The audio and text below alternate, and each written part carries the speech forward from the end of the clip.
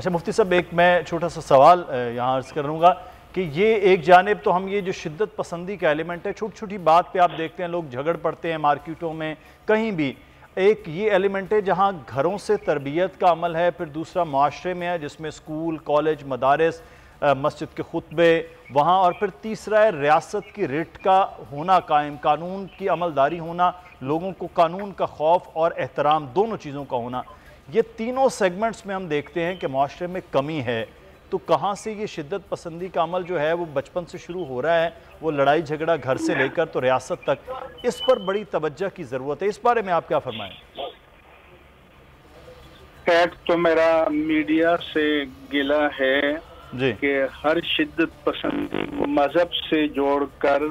اور اس پر پھر تبصرے کیے جاتے ہیں، مجلسیں برپا کی جاتی ہیں۔ شدت پسندی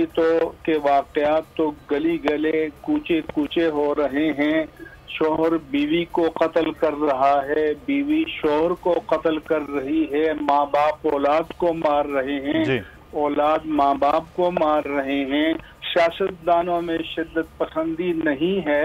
آپ کے ہاں روز جو مجلسیں برپا ہوتی ہیں، کیا وہاں بلند ترین اور اعلیٰ ترین اخلاقیات کا مظاہرہ ہو؟ تو معاشرے کا ایک مجموعی مزاج ہوتا ہے، جی اور اس کی اصلاح کے لیے میڈیا کی آواز چونکہ آج کل سب سے زیادہ اس کی رسائی ہے، تو ان کا کام، میڈیا کا کام ہے اس ٹول کو اور اس ذریعے کو اصلاح کے لیے استعمال کرے۔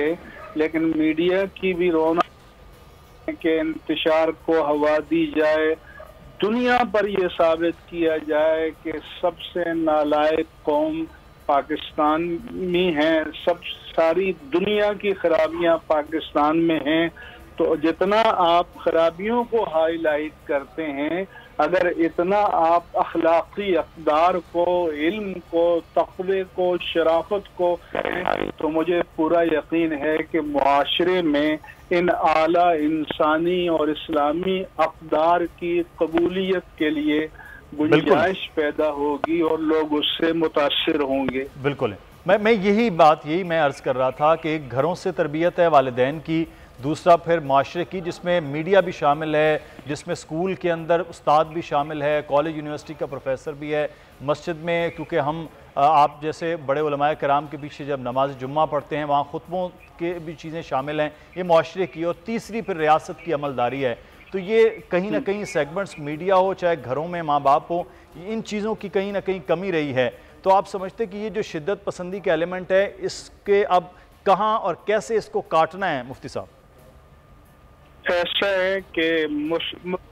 مستثنیات سے قطع نظر جب کسی قوم میں زوال آتا ہے تو وہ کم و بیش ہر شعبے کا احاطہ کرتا ہے۔ جب کسی کو اللہ تعالیٰ عروج دیتا ہے، ارتقاء کی منازل طے کرتی ہے، تو پھر اس میں اچھائیاں ہر شعبے پر اثر انداز ہوتی ہیں۔ اس کے لیے ایک کلیکٹیو ایفرٹ اور اجتماعی مساعی کی ضرورت ہے، جس میں سب سے زیادہ ذمہ داری تو حکومت وقت کی ہے، اور علماء کی بھی یقیناً ذمہ داری ہے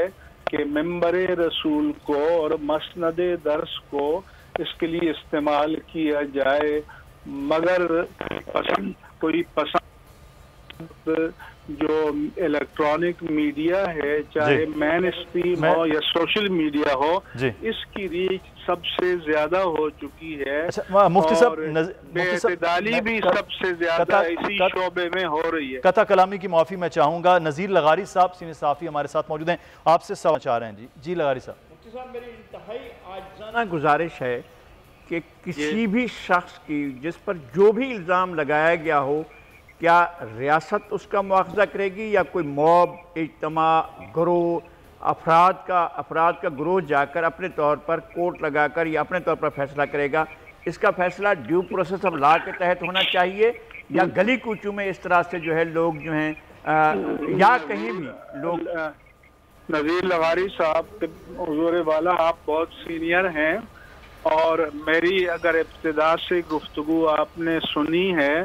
تو یہ میں کہہ چکا ہوں کہ یہ ہجوم کا موب کا کام نہیں ہے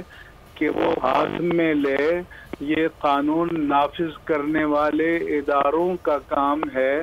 کہ وہ قانون کو نافذ کریں، لیکن دیانتداری سے، شفاف طریقے سے، غیر جانبدارانہ طریقے سے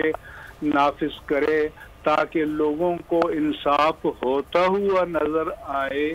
اور لوگ اپنے نظام عدل و انصاف پر اعتماد کریں۔ کیا آپ سے زیادہ کون جانتا ہے کہ حال ہی میں جو دنیا میں عدل کی ایک فہرست مرتب کی ہے تو سب سے زیادہ ناقص نظام عدل 130 ممالک کو قرار دیا گیا ہے اور اس میں پاکستان کا نمبر آخر سے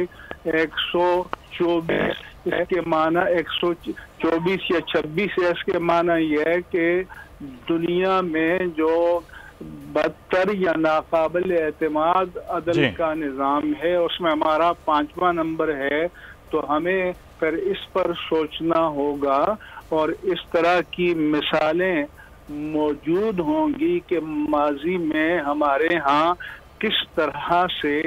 فیصلوں میں جانبداری صراحتاً نظر آتی رہی ہے۔ اس لیے اس کے بعد جو ہے وہ قانون نافذ کرنے والے ادارے ہیں اور جو سب سے بڑا فورم ہے وہ عدلیہ ہے۔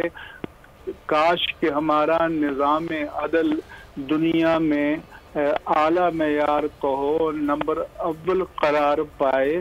اور ہم یا کوئی بھی کسی بھی شہری کے مفاد میں نہیں ہے کہ لوگ میدان میں آئیں اور قانون کو ہاتھ میں لیں۔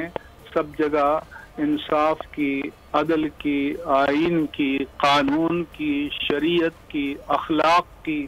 پاسداری ہے۔ بالکل ٹھیک ہے، بہت شکریہ مفتی منیب الرحمان صاحب ہمارے ساتھ موجود تھے۔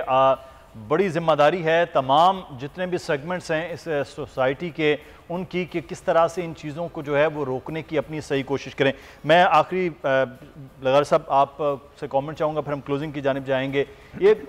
میں جیسے عرض کر رہا تھا سوسائٹی کو سر ریویمپ کرنے کی ضرورت ہے بہت زیادہ اس وقت اس چیز کا۔ سب سے زیادہ ہم اس وقت ٹھیک ہوں گے جب ہمارا نظام عدل ٹھیک ہوگا۔ ہمارا نظام عدل اگر پریشر میں ہوگا کہیں بھی کسی بھی طرف سے، اگر پریشر میں ہوگا تو وہ انصاف نہیں کر سکے گا۔ میں یہ سمجھتا ہوں کہ جو سول سوسائٹی کے پریشر ہوتے ہیں، جو عام آدمی کے، جو مذہبی طبقات کے پریشر ہوتے ہیں، وہ بھی موجود ہوتے ہیں عدلیہ کے اوپر، اور بات ایسے ایلیمنٹس بھی ہوتے ہیں جو ہمیں سمجھ میں نہیں آتا ہے کہ عدلیہ کے اوپر کس طرح سے اثر انداز ہوتے ہیں۔ تو عدلیہ پر اثر انداز ہونے کی کوئی بھی کوشش وہ انصاف کے قتل کے مترادف ہوتی ہے۔ عدلیہ کو آزادانہ کام کرنے دیجیے، لیکن جو نظام عدل کو چلا رہے ہیں، جو منصف ہیں، جو جج صاحبان ہیں، ان کے اندر بھی ایک انسان کو اور قانون کو ان کی بالادستی کو مانتے ہوئے آگے بڑھنا چاہیے۔ سبسکرائب کریں اور بیل دبائیں تاکہ کوئی خبر رہ نہ جائے۔